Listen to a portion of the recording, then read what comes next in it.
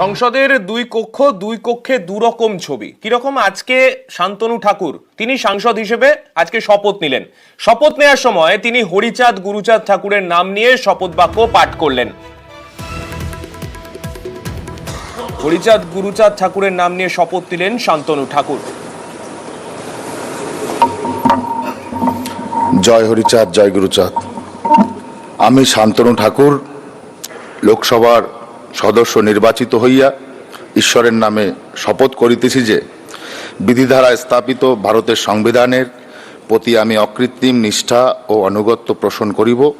আমি ভারতের সার্বভৌমত্ব ও অখণ্ডতা রক্ষা করিব এবং যে কর্তব্যভার আমি গ্রহণ করিতে উদ্যত হইয়াছি তাহা নিষ্ঠাপূর্বক নির্বাহ করিব। এই শপথ গ্রহণ আপাত দৃষ্টিতে দেখে খুব একটা অস্বাভাবিক কারো লাগবে না, কিন্তু প্রসঙ্গত সবাইকে মনে করিয়ে দিতে চাইব এপ্রিল মাসের প্রথম দিকে 10ই এপ্রিল সেই দিন রাজ্যসভায় শপথ গ্রহণে গিয়েছিলেন মমতা বালা ঠাকুর। তিনি গিয়ে হরিচাঁদ গুরুচাঁদ ঠাকুরের নাম নিয়ে তিনিও শপথ বাক্য তার শুরু করেছিলেন, কিন্তু সেক্ষেত্রে আপত্তি তোলা হয়েছিল রাজ্যসভার চেয়ারম্যান জগদীপ ধনকরের তরফে।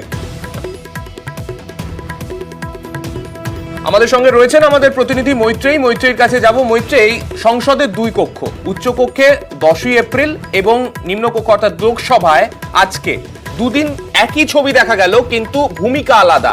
অর্থাৎ বিজেপির সাংসদ যখন শপথ গ্রহণ করছেন সেই সময় আমরা দেখলাম কোনো আপত্তি নেই স্পিকারের তরফে, অথচ এপ্রিল মাসে যখন মমতা বালা ঠাকুর তিনি যখন শপথ গ্রহণ করতে যাচ্ছেন সেই সময় চেয়ারম্যান জগদীপ ধনকর তিনি আপত্তি তুললেন। এরকম দ্বিচারিতার ছবি কেন?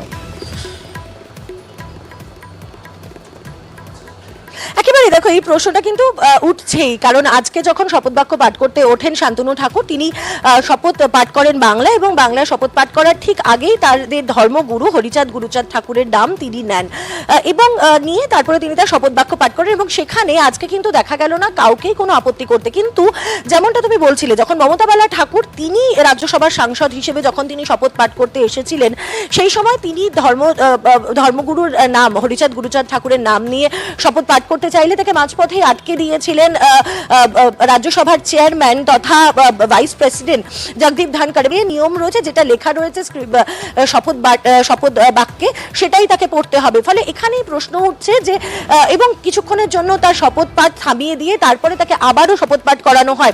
এই ঘটনা নিয়ে কিন্তু যথেষ্ট ক্ষোভ প্রকাশ করেছিলেন মমতা বালা ঠাকুর এবং তিনি প্রকাশ্যেই বলেছিলেন যে তার ধর্মগুরুর নাম কেন তাকে নিতে দেওয়া হলো না এবং তিনি যখন এত বড় একটা পদক্ষেপ করছেন সেই জায়গায় দাঁড়িয়ে তাকে কেন নাম নিতে দেওয়া হলো। অথচ দেখা গেল আজকে লোকসভায় অন্যরকম ছবি দেখা গেল। ফলে এখান থেকে বিরোধীরা তারা প্রশ্ন তুলছেন যে এই গোটা যে নিয়ম বা যে